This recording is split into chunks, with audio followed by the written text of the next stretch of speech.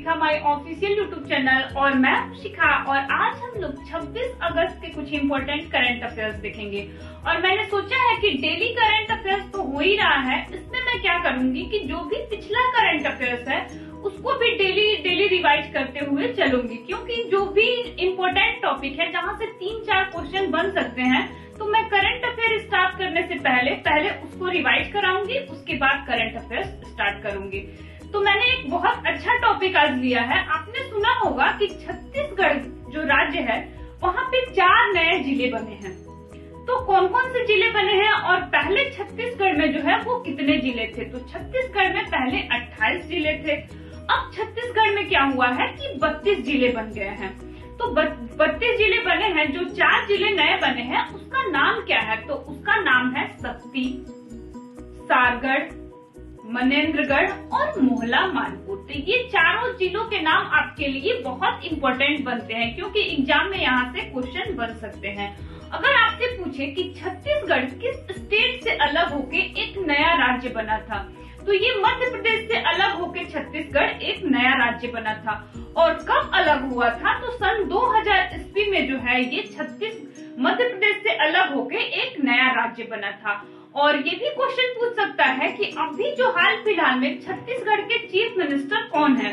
तो उनका नाम है भूपेश बघेल। और जब छत्तीसगढ़ एस्टैब्लिश हुआ था 2000 ईस्वी में, तो उस समय वहाँ के चीफ मिनिस्टर कौन थे?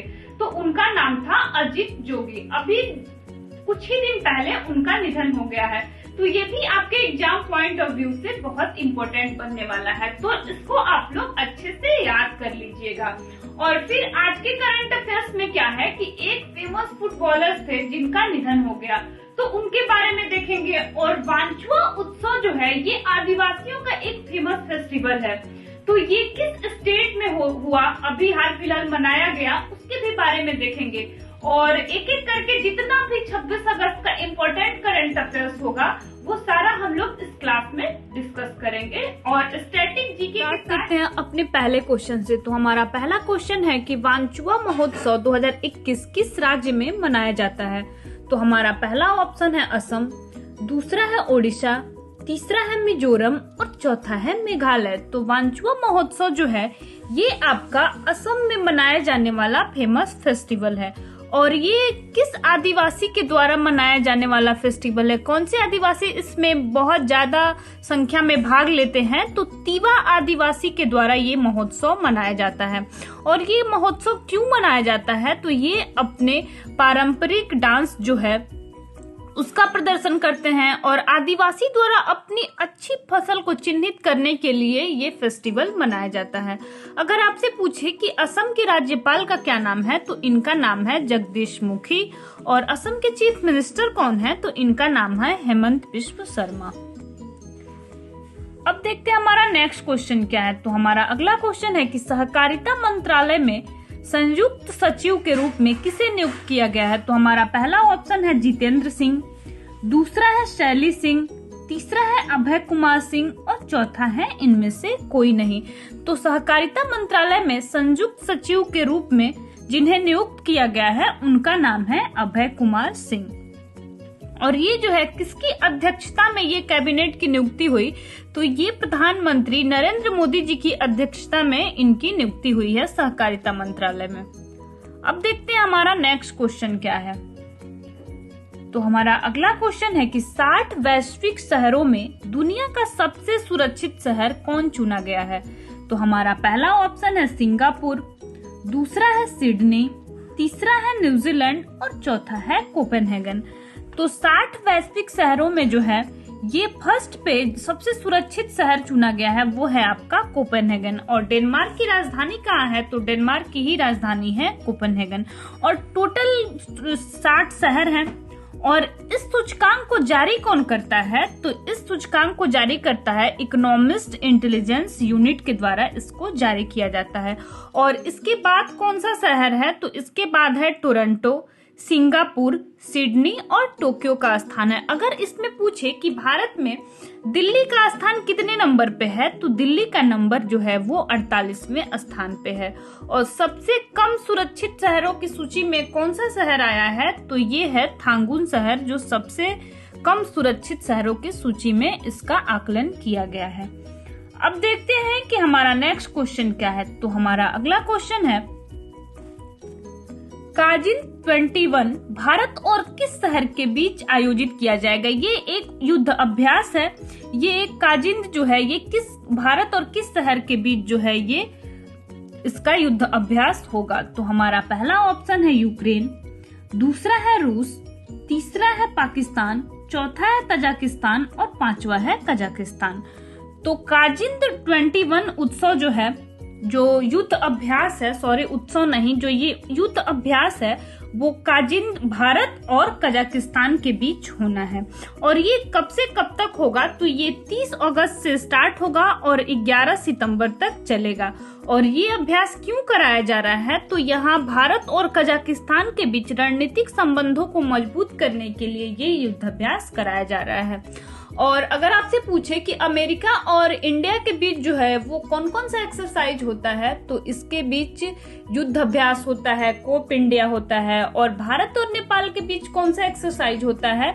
तो भारत और नेपाल के बीच जो है ये सूर्य किरण एक्सरसाइज होता है।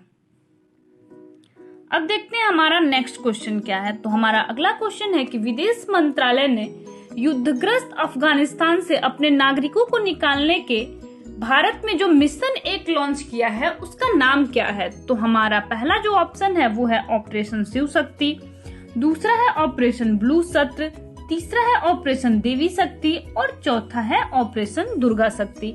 तो विदेश मंत्रालय ने अफगानिस्तान से जितने भी भारतीय वहां पे हैं उनको लाने के लिए एक मिशन चलाया है। उस मिशन का नाम है ऑपरेशन देवी शक्ति। अब देखते हैं हमारा नेक्स्ट क्वेश्चन क्या है। तो हमारा अगला क्वेश्चन है, ओ चंद्रशेखरन का निधन हो गया, वे किस खेल से संबंधित थे? तो हमारा पहला ऑप्शन है क्रिकेटर, दूसरा है फुटबॉलर, तीसरा है एथलेटिक्स और चौथा है इनमें से कोई नहीं। तो ओ चंद्रशेखरन का निधन हो गया, ये एक फुटबॉलर थे।